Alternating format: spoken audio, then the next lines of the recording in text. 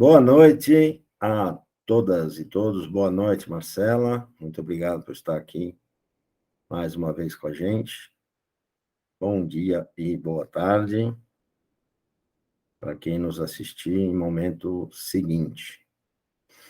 Estou aqui com essa máscara em sinal de protesto, em sinal de denúncia contra, especialmente, algumas ditas autoridades, com muitas aspas, que agora apregoam uma espécie de total relaxamento nos critérios, nos mecanismos, nos recursos de segurança e que sempre tivemos, ou passamos a ter com o agravamento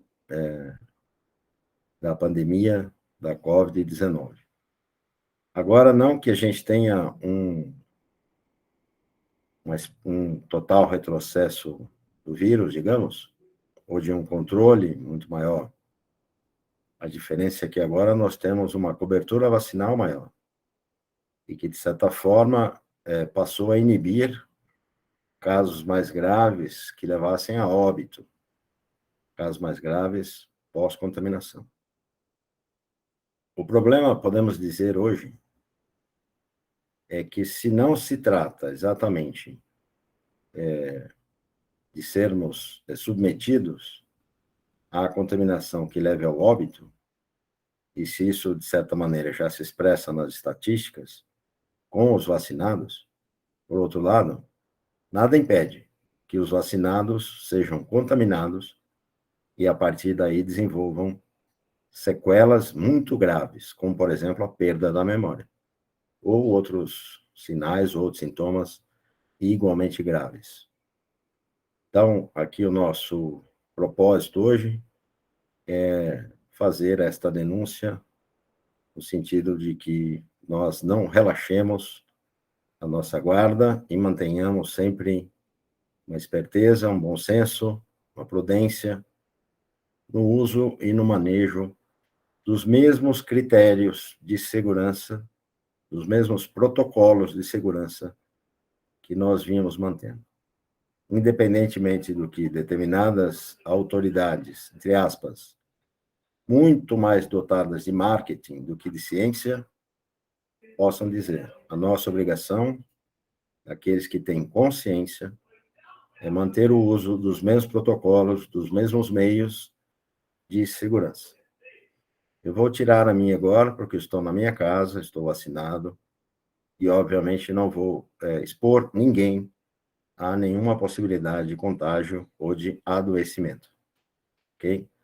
E quero compartilhar aqui com vocês uma pequena crônica que fiz hoje, aliás, lembrando de uma experiência, digamos assim, de um aprendizado de infância. E eu vou ler aqui com vocês, é uma crônica mesmo, tem o formato, o modelo de uma crônica.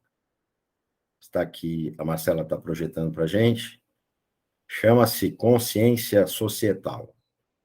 Quando a educação de rua deve fazer parte de você, de mim, de todos nós. Eu escolhi esse título pomposo porque, de certa forma, em si mesmo, ele já reúne os sentidos mais amplos que nós pretendemos observar hoje, como guardar implicações políticas, sociais, ambientais, morais e éticas e jurídicas, e até mesmo esse preliminar bom senso que nós queremos destacar nesse momento.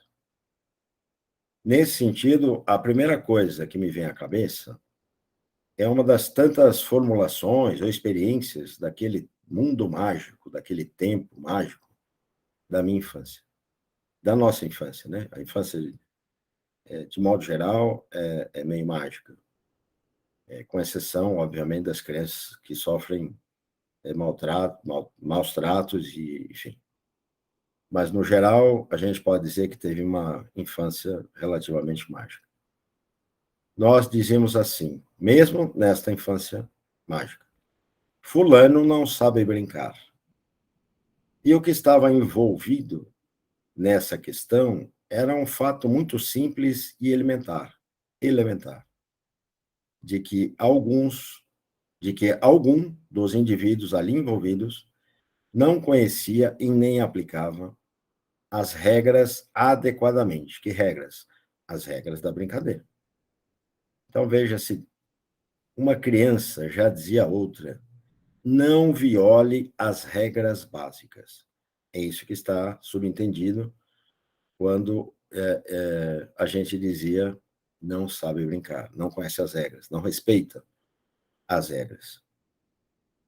Então, ou porém, se chegávamos ao ponto de chamar atenção para esse fato, é porque alguém, evidentemente, não sabia brincar, ou seja, violava as regras.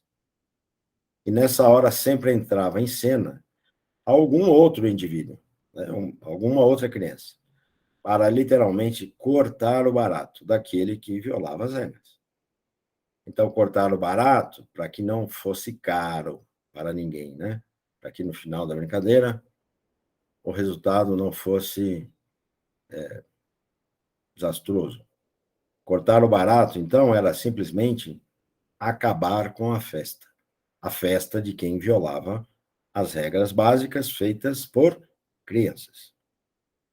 De um modo ou de outro, por bem ou por mal, todos seriam obrigados a reconhecer e praticar as boas regras do jogo.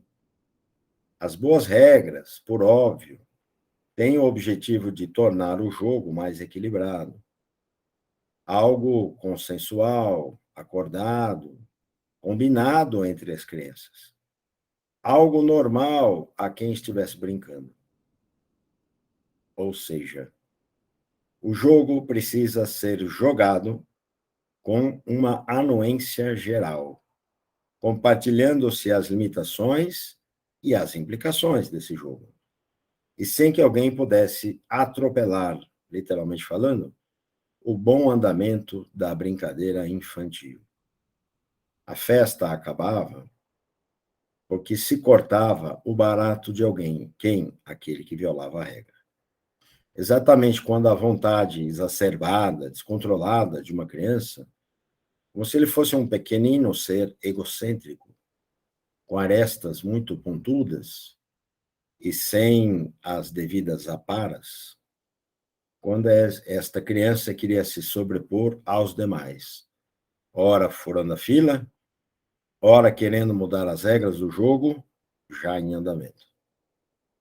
Por isso, aquela festa, aquela brincadeira tinha que acabar. Exatamente para que, frustrados em seus pequenos golpes, não se tornassem seres adultos egoístas e indiferentes às regras do bom senso, do jogo equilibrado. Essa, certamente, é a principal regra a ser ensinada e aprendida. Exatamente o valor das regras básicas. Isso vale tanto para uma brincadeira de crianças, quanto para a democracia, que deveria reger uma sociedade inteira.